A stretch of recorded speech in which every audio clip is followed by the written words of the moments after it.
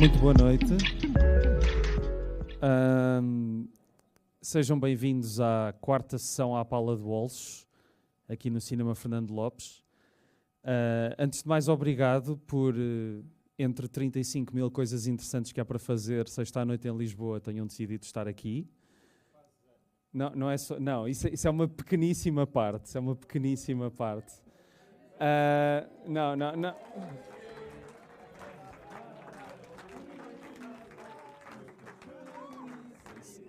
Se calhar...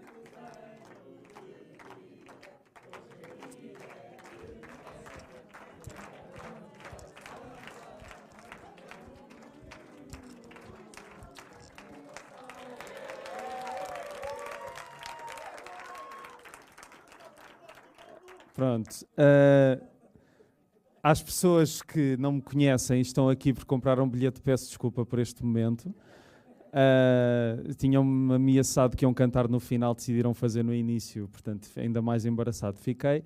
Enfim, como estava a dizer, muito obrigado por estarem aqui. Esta é a quarta sessão à Pala de Walsh, este ciclo de 6 sessões programadas por mim e com a Susana Bessa. Este foi um filme que eu escolhi, acho que sabem como se chama, não é? O Ghost World, Mundo Fantasma, do Terry Zwigoff. É um filme que eu escolhi por uma razão muito importante, e eu agora estou-me a dirigir aqui porque de facto me esqueci daquilo que vos queria mostrar enquanto estava a falar, mas é um filme que eu escolhi por uma razão muito importante, porque alia dois mundos que me interessam muito, que é o cinema e a banda desenhada. Na minha vida profissional eu faço um podcast também sobre banda desenhada. O Ghost World começou por ser uma banda desenhada do Daniel Clowes, que eu até ontem dizia que era Daniel Clowes, mas hoje de manhã vi um vídeo de um realizador que diz que é o melhor amigo dele, que é o Ari Aster, que diz que é Daniel Clowes. Portanto, se ele é o melhor amigo dele, é melhor dizer como ele diz. E o Daniel Clowes é, para quem conhece minimamente o mundo da banda desenhada contemporânea, é um dos grandes autores vivos. Criou personagens desajustadas, inadaptadas, mas também algumas histórias mais surrealistas, como uma que tem um título muito engraçado, que é Como uma luva de veludo forjada em ferro, que é uma citação de um filme que o Daniel Clowes gosta muito. Pronto, e este filme, Ghost World, e o Daniel Clowes associam-se também estes dois mundos da banda desenhada e do cinema, porque o Daniel Clowes lá está, peço desculpa, é muito cinéfilo. E este filme, Ghost World, eu confesso que descobri-o antes de ler a banda desenhada. Já sabia que era o Daniel Clowes, mas não tinha, já está há 10, 15 anos, nunca tinha lido nada dele, e o meu primeiro impacto foi com este filme, que é realizado por um senhor chamado Terry Zwigoff, a quem a banda desenhada também diz muito. Ele, antes do Ghost World, fez um filme chamado Crump, que é um documentário extremamente peculiar, para ser simpático, sobre uma figura também muito importante da banda desenhada, que é o Robert Crumb, e a família dele também é muito peculiar, para ser simpático. E em 2001 aliam-se estas duas mentes, um autor de banda desenhada e um realizador interessado em banda desenhada, e fazem este filme que estreou em Portugal e que na altura... Sim, obrigado, Rui Cartaz. E que na altura até coincidiu com a publicação em português deste Mundo Fantasma, numa edição da Devir com a Mundo Fantasma, que é uma loja de banda desenhada no Porto.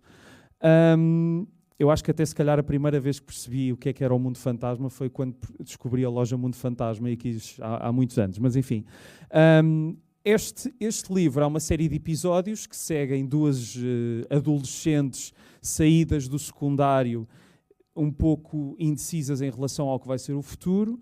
Encontram algumas personagens caricatas, elas têm um sentido de humor muito particular, e o Daniel Clowes e o Terry Zwigoff pegam nesta banda desenhada, ampliam algumas ideias da banda desenhada e fazem um filme que não é completamente diferente, mas é mais preenchido em algumas coisas, ou seja, as coisas que o cinema permite dar e a banda desenhada não.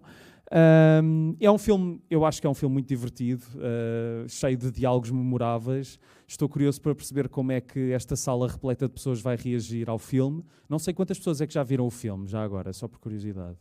Ok, há pessoas aqui que vieram ver. Olá, Fernando, tudo bem?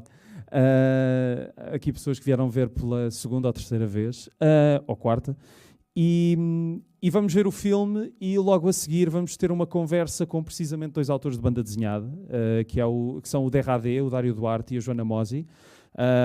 Têm 2, eu escolhi, eu estava a dizer há pouco ao Dário, fiquei muito feliz por ambos terem aceitado, porque foram as primeiras pessoas que eu pensei em convidar, e por razões diferentes vocês vão perceber que há ligações entre eles e a obra do Daniel Klaus. E é isso, não me alongo mais, boa sessão e até já.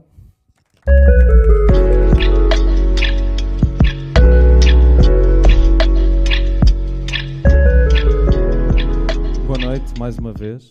Chamo ao palco então os meus convidados para agora a conversa pós-filme, o Derradé e a Joana Mosi. Uma salva de palmas para eles, faz favor.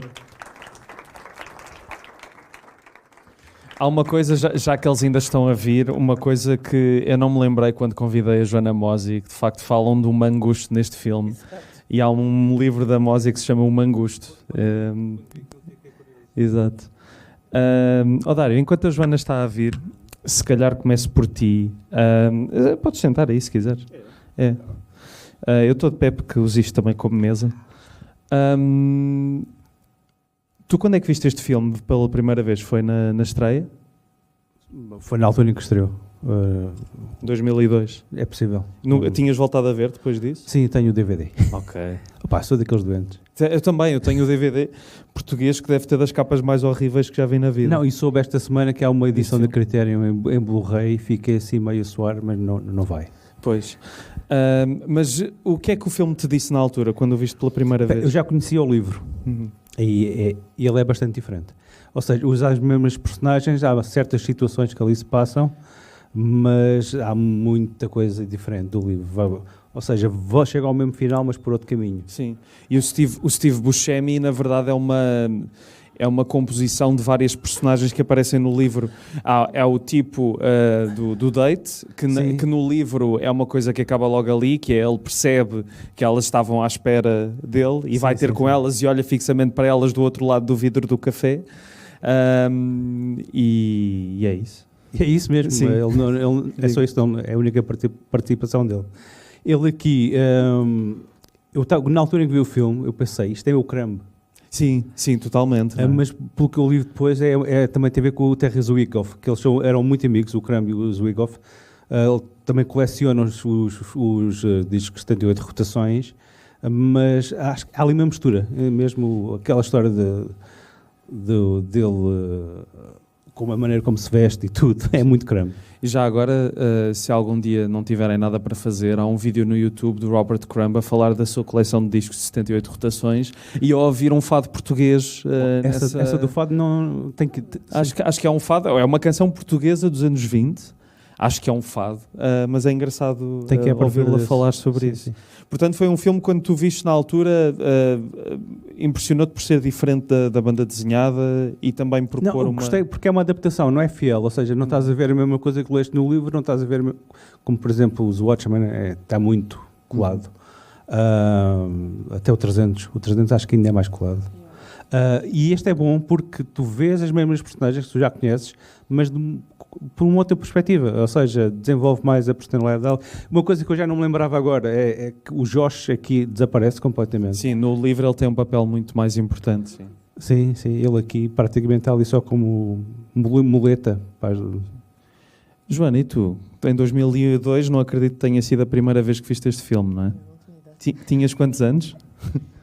Temos mesmo que fazer isto. Em 2002 eu tinha 7 anos. Pois. Pois eu tinha menos um ano do que tu. 6. Quando é que foi a primeira vez que viste o Ghost World? Eu acho que tinha a idade das personagens. Eu tinha 15, 16 anos e não percebi nada.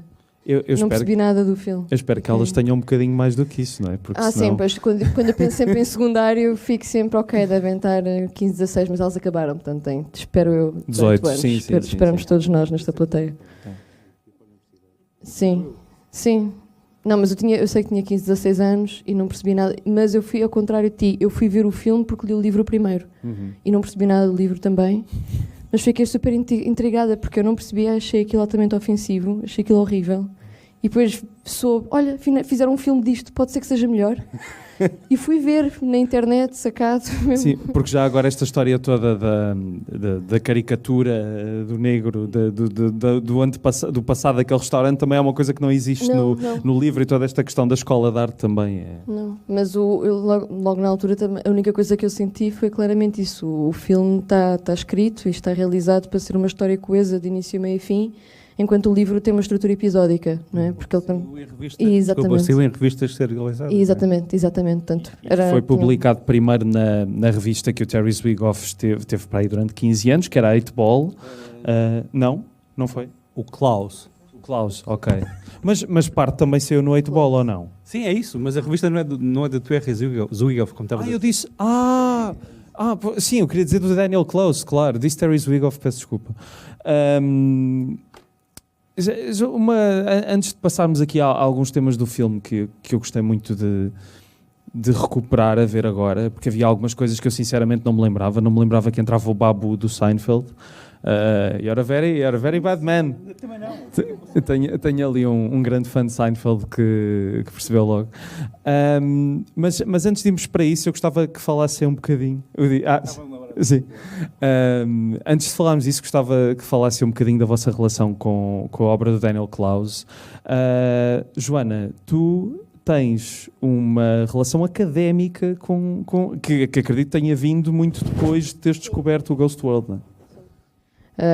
Na minha tese de mestrado acabei por mencionar este livro. Sim, este livro e o filme num capítulo, porque a minha tese de mestrado tinha a ver com a ligação entre o cinema e a banda desenhada, e o meu orientador obrigou-me a passar pelo degrau das adaptações, que era a única coisa que não me apetecia falar era da questão das adaptações, por todos os motivos.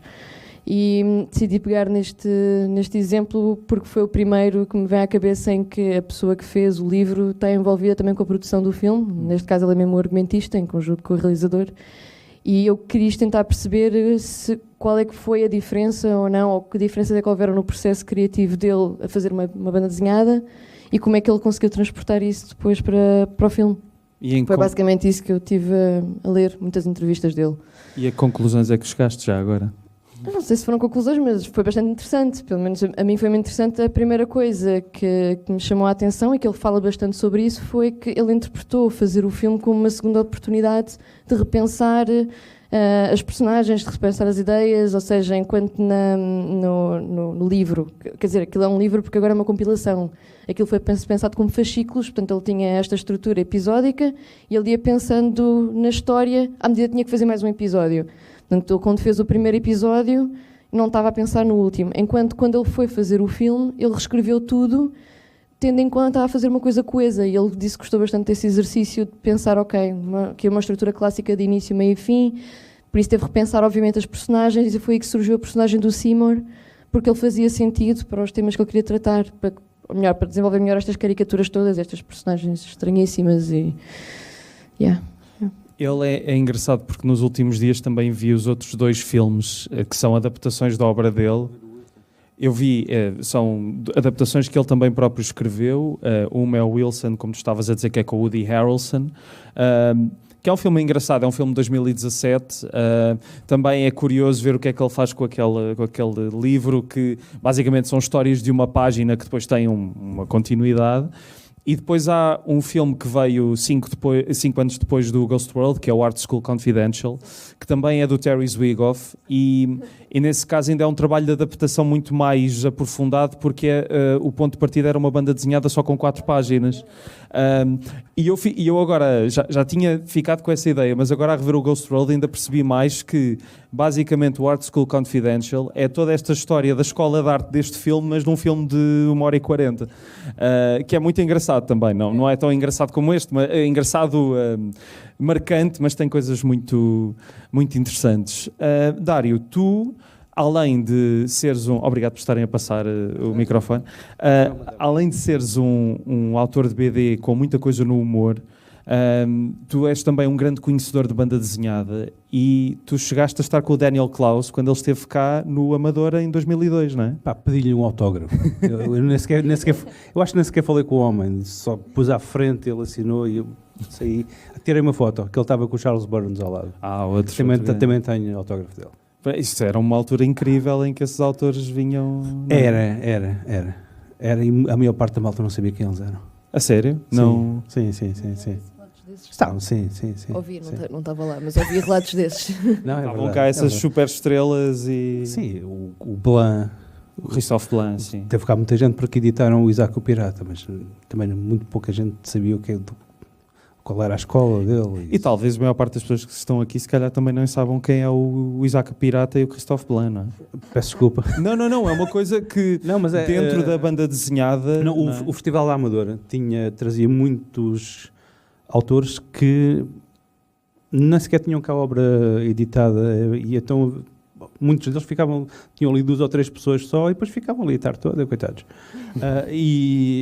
Mas pessoas bastante importantes e pessoas que mais tarde nós próprios também vamos descobrindo mais obras deles. Mas desde ingleses, franceses, americanos, aconteceu muito isso também. E eu não estou errado quando disse que só o Ghost World e como uma luva de veludo forjada em ferro tenho aqui. São os únicos editados em português. Eu acho que não há mais nada, não? Sim. Este é completamente diferente. Este é uma trip surrealista. Esse foi o primeiro livro que eu li do Klaus. Eu também chamava Klaus. Exato. Que estragaste a nossa infância. Peço desculpa. Mas eu conhecia em espanhol. Pois. Como é que era? Espera, vê se eu me lembro. Como um guante de hierro forjado em seda. Pronto. Porque isto é este título deste livro é uma citação de um diálogo de um dos filmes preferidos do Daniel Klaus, que é o Fast Pussycat Kill Kill, do Russ Meyer. Isso tem coisas muito boas. Isso é Twin Peaks, mas levado assim a um extremo. Não, este livro é... E aquela frase que... Qual é, quando eu li pela primeira vez, qual é a frequência, Kenneth? Que é What's the Frequency, Kenneth? Isso é uma música dos R.E.M. Pois. E há aqui várias referências que eu acho que se perdem por nós não estarmos a par tanto da cultura americana, a cena do Weird Al. Sim, e o bonequinho dela. Porque eu percebi que se calhar o Weird Al não é uma figura assim tão conhecida cá, mas ele é o Weird Al Yankovic. Sim. É conhecido também. Sim, mas se calhar a maior parte das pessoas não conhece as paródias dele, não sei. MTV, outro dia tive MTV uma conversa... MTV Generation. Do YouTube também. Exatamente. Yeah. E depois também quando ela fala do Don Knotts, que Pois, ela aí é já queria um bocado fazer mais. os caricaturas Sim, de Don Knotts, que era um ator cómico muito conhecido de uma certa época do cinema de Hollywood, que não é tão conhecido hoje, mas não é desinteressante. Eu se calhar partia mesmo para falar sobre o filme e se calhar começava logo a matar com a questão do final, que eu acho que o final deste filme é extraordinário. É um final... que também não é uma... Não me recordo se está na banda desenhada, eu reli há uns dias. Eu li há bocado. Pois, tu tens a memória ainda mais fresca do que eu. Sim, eu atrasei-me a ler aquilo, tinha planeado ler a mais tempo. Está a ideia da paragem de autocarro. Mas não este final, isto não há... Força. É assim, no final é um bocado abrupto, elas crescem, há ali um espaço temporal maior. Quando ela já está bastante mais adulta, aí no fim... Pois, exato. Eu não sei se posso contar o fim. A Rebeca fica com o Josh. E ela, pronto, tem essa contemplação toda. Ela está muito mais velha aí, tem pelo menos mais uns 10 anos, ou coisa que o valha. E tem mesmo a mesma mala, reparem nisso, a roupa é outra, mas tem a mesma mala e também vai-se embora. E é engraçado que eu li, portanto, porque entretanto fui ver, buscar informação. Aliás, ela ainda diz, acaba a última fala da banda desenhada, ela a virar-se para a Rebeca, sim, mais velha, e dizer "You've grown into a very beautiful young woman." Yes. Yes. Sim. Mas há pessoas que o que deram a interpretação no filme está mais aberta do que no livro. Sim. No livro nós percebemos que ela vai embora porque ela tinha o sonho de ir para um novo lugar onde não conhecesse ninguém, começar uma vida nova. E que ele também diz, mas aqui dá quase a interpretação de um suicídio. Que ela vai-se embora, desaparece. Achas isso? Bom, há essa interpretação, mas o Klaus diz que não foi essa a intenção quando fizeram, mas que fica aberto e que dá... E ficou muito surpreendido quando as pessoas foram ter com eles e deram essa interpretação. Mas é assim, tu que tens uma obra... Eu consigo perceber essa interpretação. E as pessoas às vezes leem de maneira diferente, não é? Eu consigo perceber essa interpretação e depois também vou querer ouvir a tua opinião sobre isto, Joana, mas no meu entender, e eu acho que até foi a opinião com que eu fiquei da primeira vez que vi o filme, é aquela questão do impossível, de haver qualquer coisa que ultrapassa a realidade e de haver uma esperança em qualquer coisa com a qual nós não possamos sequer perceber, não é? Quer dizer, ele está ali à espera de um autocarro numa linha que está desativada e no banco diz isso. E de repente, passado aquele tempo todo, quando ela está a ter este momento de epifania em que está a fazer uma reflexão enorme sobre a pessoa que ela foi até aí, de repente ele consegue apanhar o autocarro. E o autocarro está vazio, com ela também é a mesma coisa.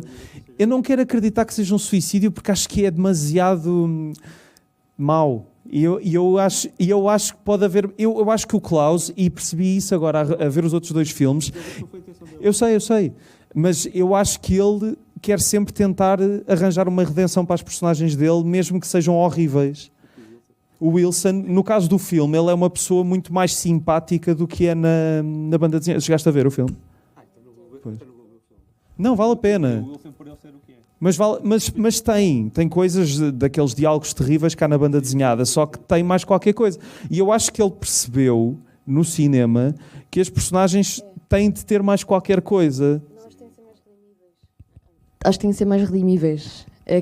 Eu estive a ler o livro há umas semanas atrás, depois de teres-me feito o convite, e até fizeste o convite, eu fui logo, já não vejo, já não leu há muito tempo. E fui ler e fiquei chocada com o quão horrível aquilo é em termos de diálogo. Horrível não é muito bem escrito. E atenção, eu li a versão traduzida em português da Mundo Fantasma. Que não é nada má. Está muito bem traduzida.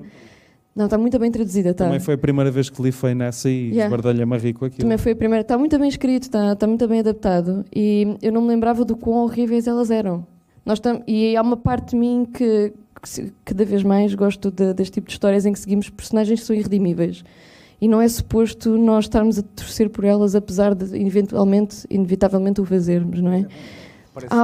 Eu acho que há uma libertação nisso também. Não é suposto... a nossa catarse por ver outras pessoas fazerem coisas. E acho que as anedotas não se podem contar. É um bocado isso. Acho que aqui no filme ele acaba por dar-lhes uma espécie de um lado em que nós conseguimos ter alguma empatia por elas, sobretudo aqui no fim, em que nós em que pomos a Annie a dizer cada vez mais vezes o quão sozinha ela se sente, quase de uma maneira quase explícita, não é? E no livro eu sinto que há muito mais margem para elas serem pessoas horríveis, mesmo pessoas horríveis.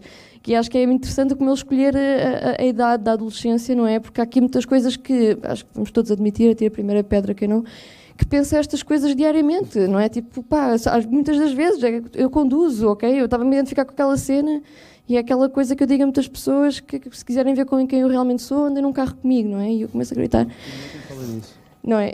E a questão é o facto de elas serem adolescentes e terem este cinismo tão presente, não é? Mas completamente sem filtro, não é? Portanto, acho que é muito interessante escolher essa idade da adolescência, porque raparigas não faço a menor ideia, se calhar, porque pronto. Mas... Acho que mesmo assim no filme, se quem não leu o livro, no filme eu sinto que elas, apesar de tudo, estão um bocadinho mais down. Pelo menos a Becca, que automaticamente ganha aquele papel de contrapartida e de oposição da Annie, não é? Nós precisamos ter uma personagem em oposição para perceber, olha, ela está a fazer o que é suposto, não é?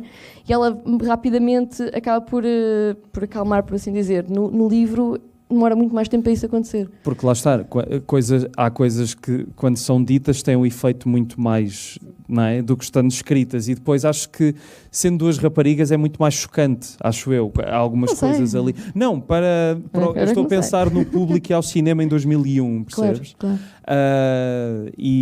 Mas depois também há outra coisa que as redima um pouco, que é o facto de serem adolescentes, não é? Ou seja, esta carapaça que elas criam de se protegerem naquele lado observacional muito sarcástico e muito horrível das pessoas que as rodeiam, e infelizmente, peço desculpa ao que eu vou dizer, muitas vezes elas têm razão, mas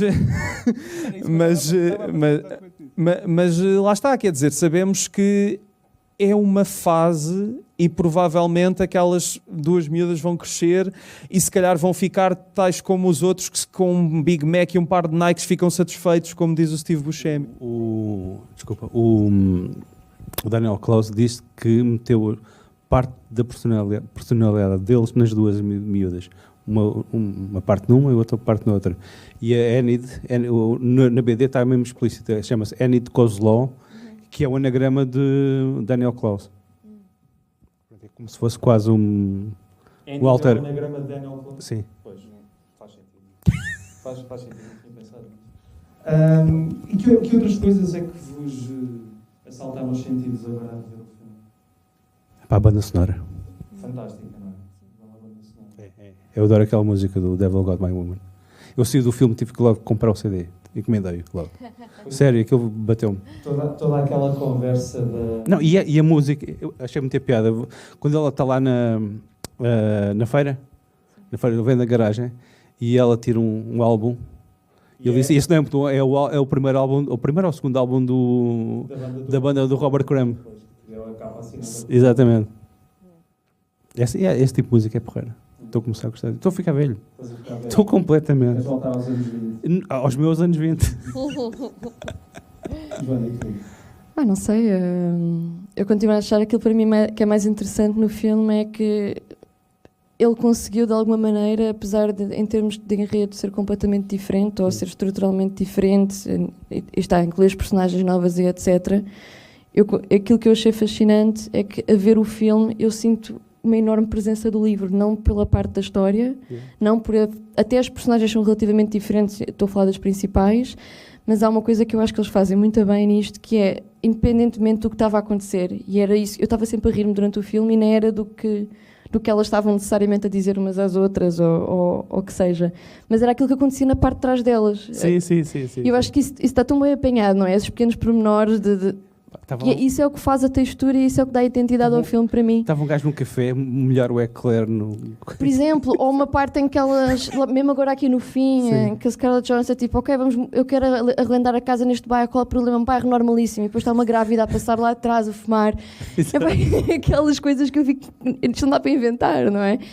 Aquilo que eu acho fascinante é que eu sei que ele não inventou isto acho que parece um retrato bastante fiel ou altamente caricaturado, não é? E acho que resulta muito bem. Isso para mim acho que acaba por ser aquilo que me interessa mais no filme, é como ele consegue construir estas camadas todas para além da narrativa principal e dos diálogos e de nós estarmos a acompanhar o que a Enid faz ou não faz. É a textura que o filme tem, para mim é sempre a mais divertida. Tudo aquilo que está a acontecer à volta delas e não por causa delas, não é?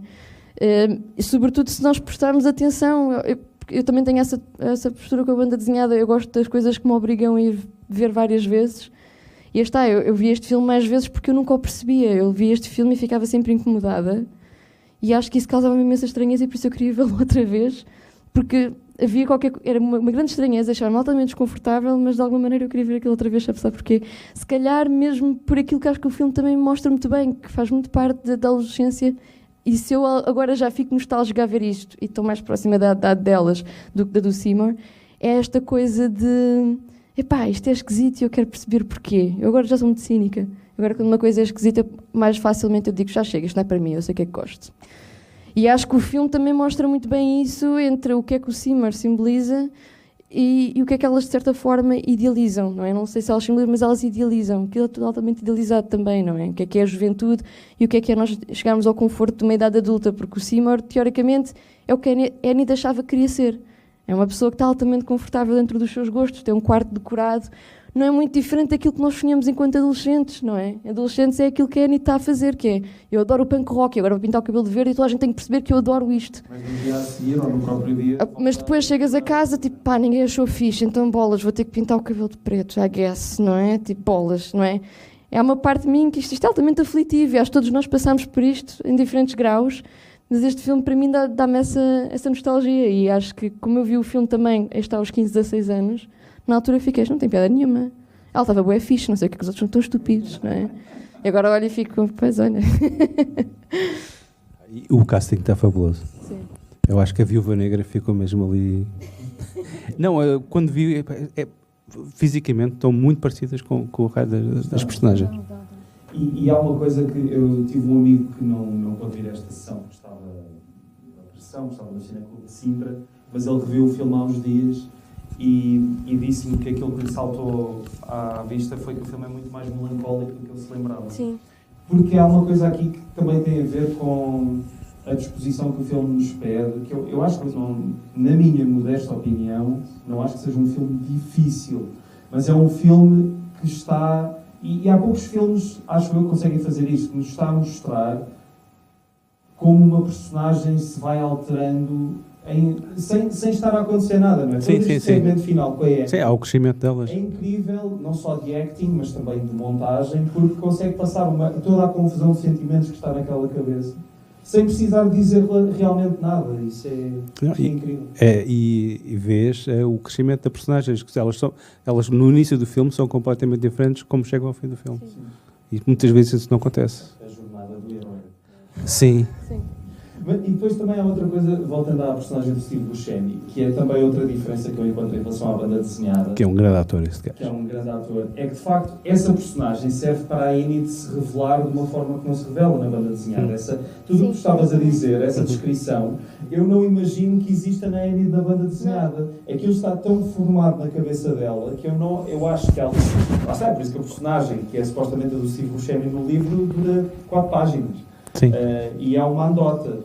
Mas aqui, lá está essa ideia da segunda oportunidade que o Daniel Close levou até ao fim, faz com que também transforme estas personagens noutra coisa que ele não tinha idealizado à partida.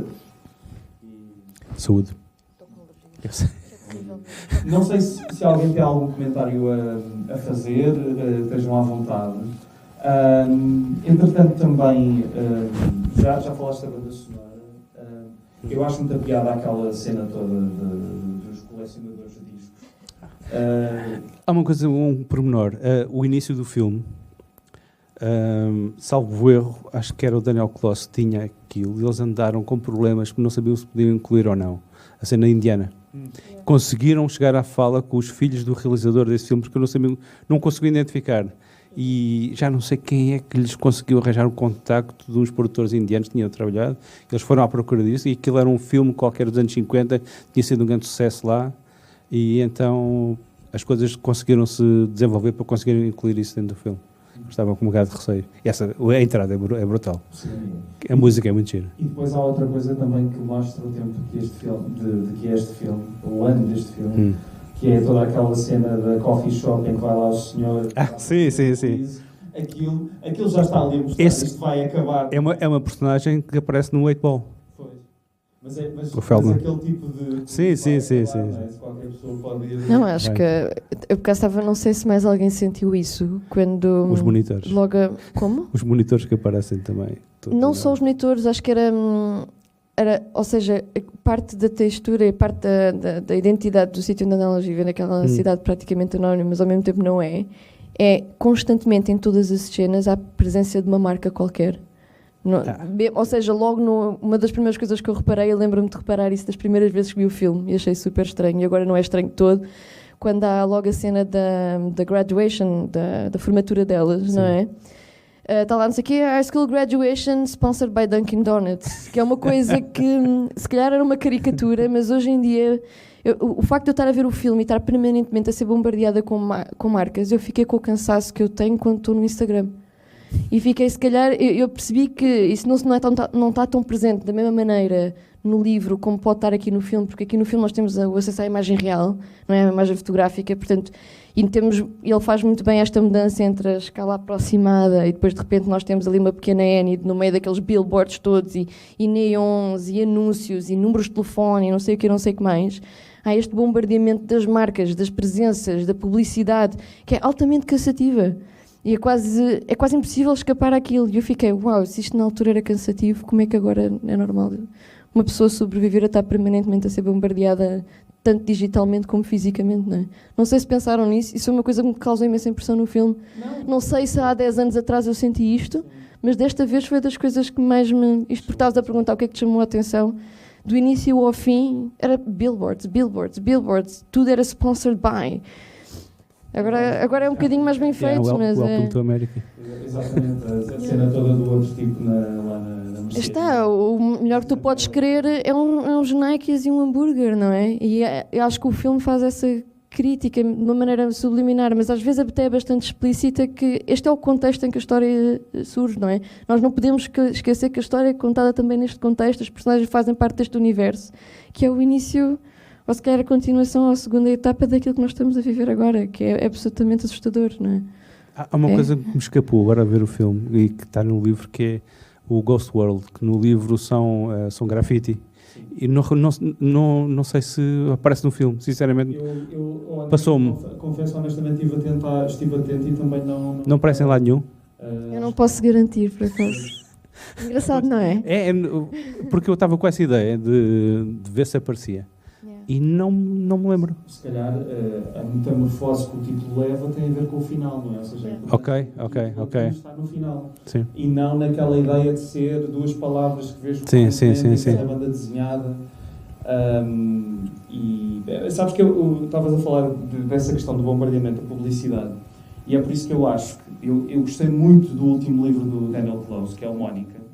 Mas acho que ele, também pela sua sanidade mental, ele já não quer falar exatamente deste mundo hoje. Não é? Porque quer dizer, se ele já achava isto em 2001, demasiado, não é? quanto mais em demasia de capitalismo e publicidade e marcas nós temos hoje, mas que ele próprio prefere falar de outras coisas. E na Mónica acaba por falar da sociedade americana na mesma, mas de outra maneira. E é isso. Não sei se alguém quer partilhar. Também podem dizer que não gostaram do filme, podem ter à vontade. Sim, eu vou lá, mais fácil.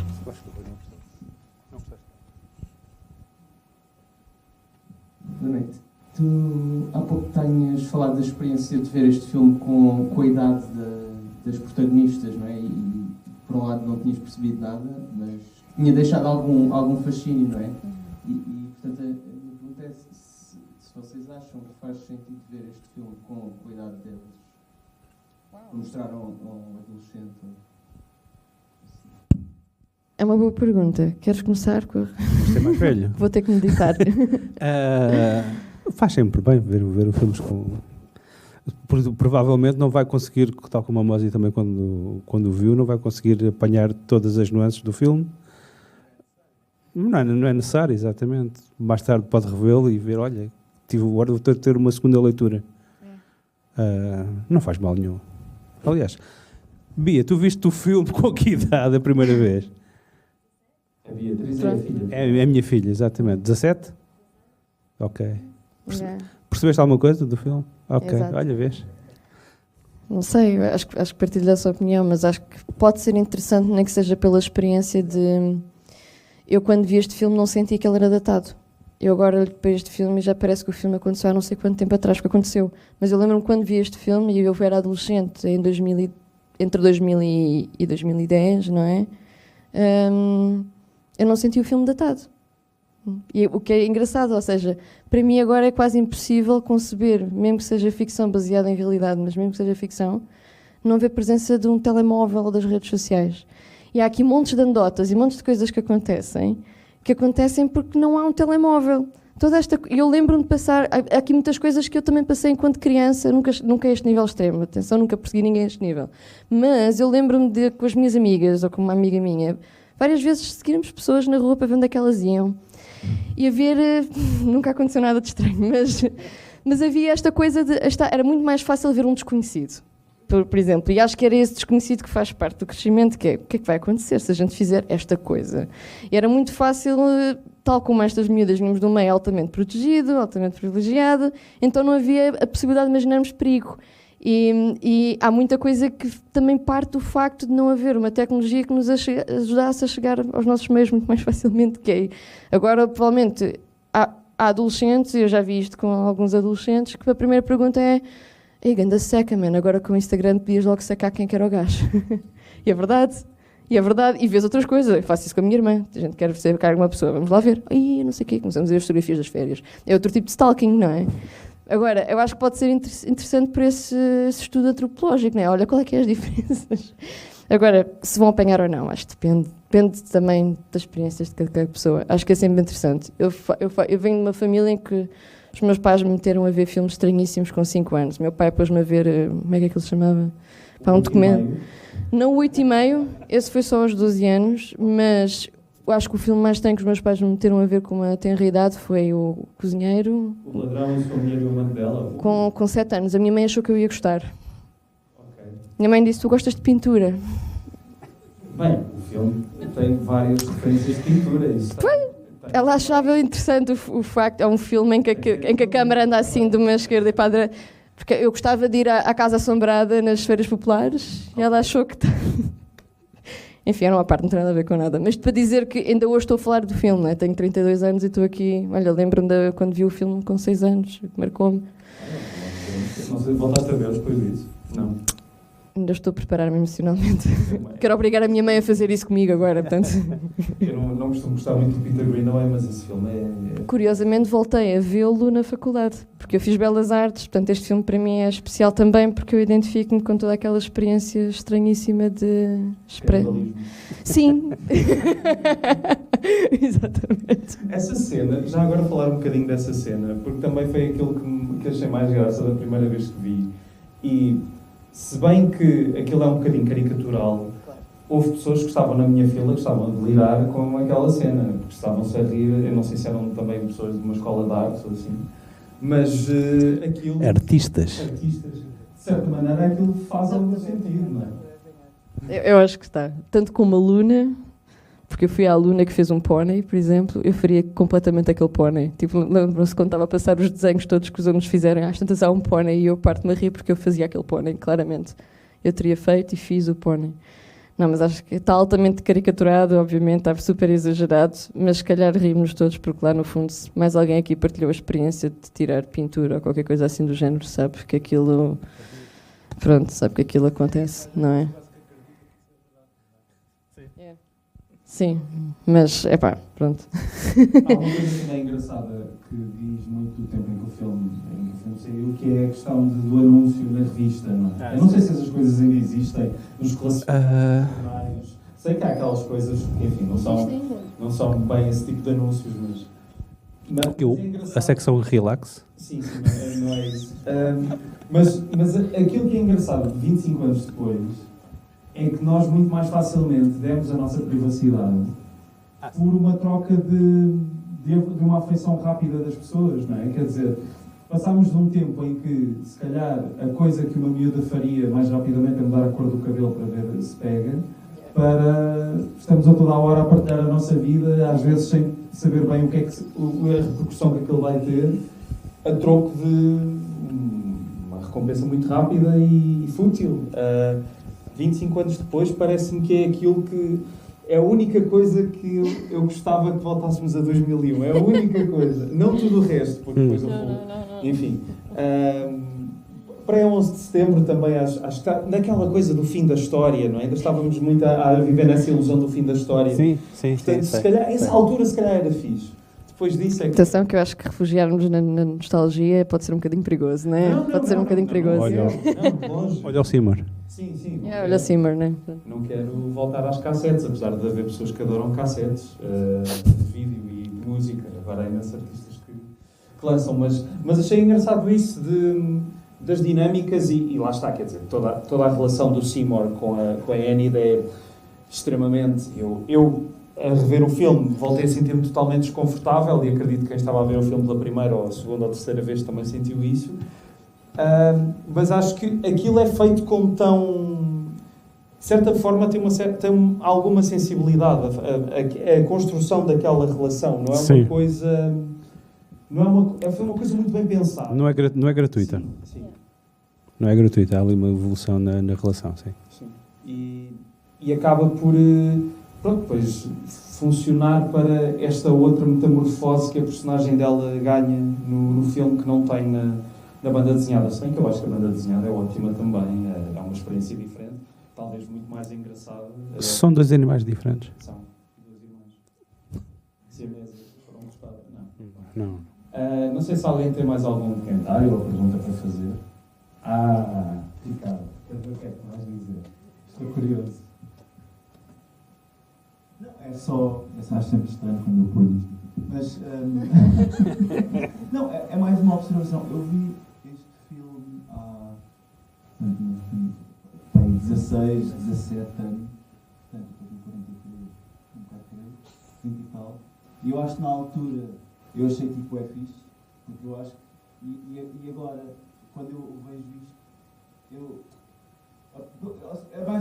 é mais, não é tanto uma pergunta, mas é também lançar se alguém mais sente isto, que é, ou então sou eu, mas eu sinto que isto é um ciclo que está constantemente a acontecer, que é, nós estamos Eu até, em contexto de professor, mas também de aluno, há pouco tempo estava no IAD, que os putos estão a passar a fazer um projeto de uma revista. E então eu estou ali, não é bem mentoria, são um mentor não oficial, e então os putos têm, enfim, é com carinho. Estou a fazer dentro da revista, tenho que fazer uma banda desenhada, uma coisa assim curtinha, que é sobre os desafios da vida adulta. E eu, então, tem ideias? E eu disse assim, olha, podia ser interessante pensar como estas coisas nunca acabam. Estes desafios da vida adulta são tipo a vida adulta constantemente. Eu ainda hoje os sinto. Isto é um constante ciclo, pelo menos para mim, que queria ser ilustrador e comediante, depois transformei-me num publicitário, e agora sou professor e ainda estou a tentar qualquer coisa com as artes, talvez caricatura, e não sei. Mas para mim é uma constante. Não de uma forma tão desconfortável como se calhar há 10 ou 20 anos. Agora eu já está-se bem. Mas é um constante desafio. E se calhar isso até é interessante de pensar, ou pelo menos eu acho que sim. Embora as marcas não estejam a comer vivos, eu também vendi a minha alma ao diabo. Enfim. Aliás, só uma coisa, a questão dos Instagrams, estas coisas de se vender, nós transformamos nas marcas. Verdade, tens razão. Eu lá está, estava curioso com o teu comentário por causa desse teu trabalho enquanto pedagogo. Achas que aquela cena está verídica? A cena da escola, da avaliação dos trabalhos dos alunos já agora. Opa, é assim. Se quer, melhor estar aí perto de ti. Depois vai estar em podcast, etc. É assim, eu tive em arte no secundário e depois fui tirar a publicidade e marketing. Portanto, não tenho uma experiência tão profunda como alguém que vai tirar um curso superior e mais tarde continua, se calhar, a pensar e a refletir tanto quanto isso. Mas sim, no início nós somos, não quer dizer básicos, mas também somos simples. E as coisas vão ganhando profundidade. Se calhar o pônei pode trocar se não pode, está tudo lixado aqui. Então, não, então é só que eu pensei. Fiz uma make-up e agora é um cavalo. E transformou-se. E acho que a questão é precisamente essa. Quer dizer, eu ainda estou a descobrir o meu traço. Desenhar, não é? E é fixe ver que está a evoluir. E perceber que, agora se calhar preciso dar mais um toque. Portanto, eu acho que isto é cíclico. E se não for assim, acho eu, então qual é que é a razão? Sim, senhor. Não sei se tem algum comentário a fazer sobre isso, Dário e Ivan. Quer dizer, isso é a definição da vida adulta, não é? O desafio constante e a evolução é sempre, nem que seja uma involução. Eu, pelo menos, noto isso em mim. Porque já agora, já que respondeste primeiro, dizer, tu tens um... Peço desculpa. Não, mas já agora lembrei-me Não foi do que tu estavas a dizer. Que tu tens um livro muito interessante que se chama O Fogo Sagrado, que é também uma reflexão sobre o teu próprio percurso e sobre também aquelas ambições que tu tinhas ao início Sim. e depois a vida... Encarregou-se a destruir e esmagá-las. Não ia pôr dessa forma. Mas ponho eu, não tenho problema nenhum nisso. Ponho isso todos os dias. Não, mas é isso. É isso mesmo. Queres que eu acrescente mais alguma coisa? Não sei. Não, pergunta à Moza. Que ela está muito caladinha. Sobre o quê? Sobre o que o Ricardo estava a dizer. Eu não sei se tenho muito a acrescentar. Acho que... Quer dizer, o que é que eu poderia dizer? Acho que sim, não é? Mas... acho que é uma pergunta que eu acho que vou ficar a pensar nela. Eu não sei se tenho resposta assim concreta, nada que vocês não tivessem dito já. É mais um desafio da vida adulta? Claro que sim. Exato, agora é refletir.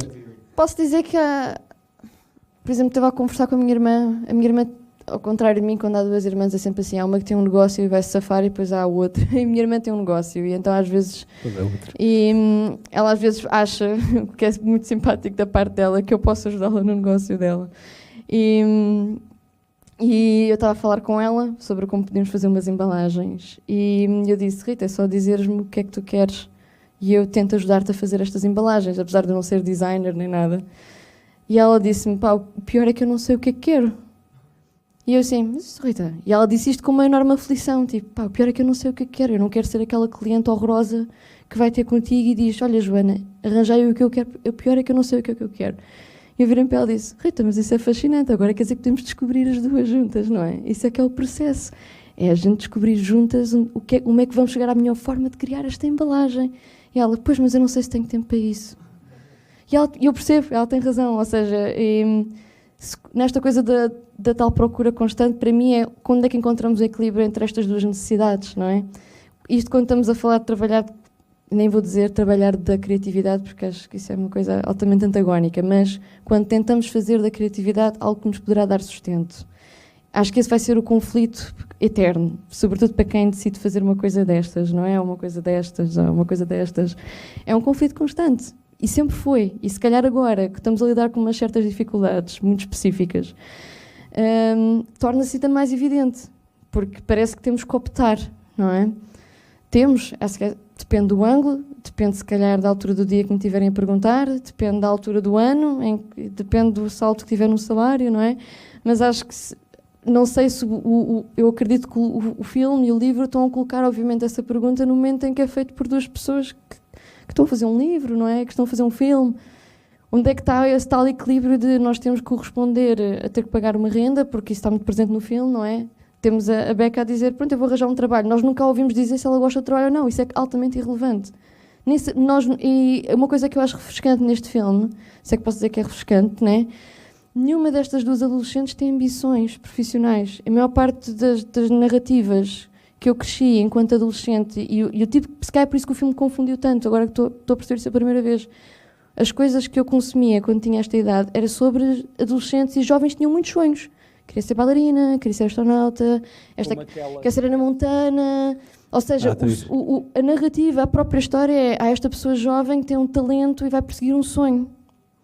Este filme é altamente o oposto disso, não é? É verdade, Então, estas duas miúdas não têm um caminho, não têm Quer dizer, a Becca tem um objetivo, mas é um objetivo, não sabemos a quão longo prazo é, ela quer ser independente, não é? Eu quero ter a minha casa, quero arrendar a minha casa. E eu agora, como adulta, e também estava-me a rir isso, porque há um comentário no Letterboxd que diz exatamente isso. Agora, adulta, eu percebo a felicidade da Becca a abrir aquela coisa para engomar e super contente. E eu fiquei, exatamente, tipo, foi quase a fascínio que eu tive quando um dia consegui comprar uma máquina de lavar. Pá, nunca vou conseguir explicar à Joana de 15 anos o que significa comprar uma máquina de lavar. E tu pensas, isto é deprimente ou é feliz, não é? E acho que o filme, para mim, se calhar, se me perguntares o que é que eu acho do filme, quando tiver 50 anos, para mim vai ser uma coisa diferente. Mas agora, neste momento, pá, isto bateu-me bem, eu fiquei, realmente, não é? Mas a gente tem que pagar a renda, não é? Temos que pagar a renda. E como é que justificamos que os nossos livros de banda desenhada, não é? Ou os nossos filmes, de alguma maneira, contribuem para alguma coisa nesse aspecto, não é? Acho que essa é a luta constante para mim. Não é tanto, neste momento, se calhar, quando falamos do que é procurar a identidade, para mim, neste momento, é o que é a minha identidade enquanto pessoa, não é? Enquanto cidadão e enquanto aquilo que uma pessoa faz ou deixa de fazer ou pode fazer neste contexto. Não sei se era isto. Eu vou calar-me. Aquele micro ficou sem bateria. Por falar nos livros, o teu mais recente é a Educação Física, não é? Que tenho aqui, vale muito a pena, já agora. De certa forma faz pandan com o Ghost World, com algumas coisas do que tu falaste. E do Dário ao Fogo Sagrado, como eu disse, há outros livros e ainda há uma exposição que está na Cult. Já fui. Já estou velho. Uma exposição que fazes a meias com o João Gordinho, que chama-se Los Dos Cascarrabias, que tem vários originais vossos. Agora soubeste dizer bem. Disse bem agora. E é isso. A luta de ser um autor de banda desenhada, ou autora, peço desculpa. Esta coisa de termos uma língua em que tu tens um género é um bocado chato. É um pouco também essa luta por pequenas conquistas, não é? Não a conquista de comprar uma máquina de lavar, quer dizer, se conseguisses comprar uma máquina de lavar sendo uma autora de banda desenhada era ótimo, só com o salário dos livros, não é? Mas é também de pequenas conquistas de um processo que é muito árduo, não é? E às vezes também muito à beira da desistência, não sei se faz sentido isto. O processo do... eu acho que ninguém, só quem faz, tem noção da trabalheira que aquilo dá. É verdade, é verdade. É muito tempo, é muitas horas, é muito trabalho, é muito suor posto ali no raio daquela folha. ou no digital. Mas eu gosto de trabalhar em folha, é o que me dá prazer. Para depois termos o resultado final. É muito tempo. Mas gosto. O que é que eu hei de fazer? Pá, podia gostar de outra coisa mais fácil, que desse mais retorno, mas olha, é isto. Tu também não sentes eu quando disse a desistência, tu disseste não é isso, não sentes. Não. Eu agora tenho uma nova filosofia de vida. que acho que acaba por, de certa forma, ir contra essa ideia da desistência, mas acho que é mais uma questão de teimosia, não é que não apeteça. E atenção que quem vive comigo sabe que eu todos os meses desisto. Todos os meses digo, isto não é para mim, não tenho paciência, isto não... Pá, uma seca. De facto, uma pessoa tem que se sentar muito, eu não gosto de estar sentada. Mas exige muito tempo sentada, exige muito tempo calada, que eu estou assim, não, que já chega para isto. Mas agora estou a fazer um livro novo e decidi voltar ao papel mesmo por causa disso que estavas a dizer, ou seja, tenho saudades, percebi-me que afinal gosto de desenhar, o que eu deixei foi tocar no papel e esqueci-me disso, né? Então voltei a desenhar em papel. É muito diferente. Faz toda a diferença. Nós somos animais, a gente precisa tocar nas coisas e isto da eficácia do digital acaba por eliminar aquilo que tu queres estar a fazer, que é desenhar, acabas por estar a tocar em teclas, que era o meu caso. E aquilo que eu queria dizer da desistência é mais, voltando também àquela coisa da publicidade no filme, eu sinto cada vez mais, e acho que todos nós temos noção disso, que é tudo feito para as coisas serem mais eficazes, serem mais rápidas, Sim. para tornar-se tudo mais produtivo, esta palavra, produtivo, eficaz, rápido, não sei o quê. E eu apliquei isso também ao meu processo, por isso uma pessoa faz um livro, logo em 6 meses, tumba, está a andar, e não sei o que mais, não é? Parece que, para mim, dizer agora não, agora vou demorar 3 anos a fazer este livro em papel. Ainda Tal. eu odeio porque, prazos. Eu não ganho vida. Eu adoro prazos. Não, eu adoro prazos que não acabo nada. Tudo Portanto, bem, mas os prazos são fixes. Mas já tenho o Brito com coisa. É preciso. Tens de explicar que é o teu editor. É o meu editor está a sair. Agora temos que fazer não sei quantos. Agora também com o Mário Freitas temos que tem que entregar este ano. Eu odeio prazos. Odeio. Eu, por acaso, eu gosto porque senão não cabe nada. Mas é mais no sentido de... Porque, atenção, o tempo é um asset para a maior parte das pessoas. Sim. Infelizmente, nós adaptámos a dizer aquela frase de I cannot afford the time, não é? Eu não tenho possibilidade de despender tempo. Portanto, e acho que te identificas com isto, que eu não conheço nenhum autor de BD português que diga eu fui para a BD porque alguém me disse que fazia-se imenso dinheiro. Ninguém, não é? Ou só ver alguém, estou cá para conhecer. Mas já que eu entrei nisto não na expectativa de ficar milionária, portanto acho que já venho munida com a ideia de que eu tenho que ficar nisto por outro motivo qualquer, não é? Obviamente gostamos de fazer isto e queremos continuar a fazer isto, mas agora vem também aquela pose de, ok, eu tenho que arranjar outra maneira, aí está, e aí entra a máquina de lavar, aí entra os trabalhos de dar aulas, aí entra tudo aquelas outras coisas que às vezes nem concordamos assim tanto. Mas já que faço isso tudo com a razão de eu faço estes trabalhos para que eu possa desenhar ao final do dia, então eu vou demorar o tempo que é necessário para o fazer. É mais essa coisa de... Eu não vou estar a acelerar o meu processo para fazer um livro, claro, no final do dia, tudo aquilo que eu faço é para eu poder fazer o livro. Então eu dei por mim a acelerar tudo aquilo que significava fazer o processo do meu livro para ter mais tempo para as outras coisas que lá no fundo nem sequer queria fazer e lá no fundo também não estava sempre bem paga para elas, né? Acho que, voltando àquela pergunta há bocado, também há este equilíbrio que é muito difícil de se conseguir e eu acho que sou péssima nisso, na verdade. Portanto, aquela coisa do desistir, porque é que eu não vou desistir? Porque eu acho que tudo no mundo está feito para as pessoas desistirem de fazerem coisas que não têm um resultado económico automático. Exato. Portanto, só se um dia não conseguir mesmo fazer é que me tiram disto, porque eu vou estar aqui só para irritar. Porque eu podia estar a fazer uma coisa muito mais produtiva, eu podia estar a investir em ações. Não, eu vou fazer BD. Pá, não, porquê? Porque sim. Porque há uma altura que mesmo só por teimosia, no momento em que, tipo, pá, porque sim, caraças, tipo, porque não sei cozer, senão eu estava a cozer. Eu não sei contra ti, mas eu já me mentalizei que eu não vou acabar. Mesmo que não consiga editar. Pá, tenho os fanzines. Exato, mas só teus fanzines. Foi de lá que eu vim, é para lá que eu vou. Mas estamos a falar de como coisas, o Daniel né? Close começou também. Sim. E toda a gente, não é? O Daniel é o Dani. Olhem, é 00:30. Temos quase 40 pessoas na sala que ficaram até ao fim. Eu agradeço muito por isso. Uma salva de palmas para o Errado aí para a Joana Mosi. Obrigado pelo convite. Obrigada. Obrigado eu por terem aceitado o convite. Espero que ninguém tenha odiado o filme, espero que tenham que levem alguma coisa dele para casa. Dizer que a próxima sessão à Pala de Bolsa é dia 20 de junho, às 21 horas, sábado, com o filme Duas Vezes João Librada. A Susana Bessa vai conversar com a realizadora, portanto venham, vai ser bonito, está bem? E bom fim de semana e obrigado. Até à próxima.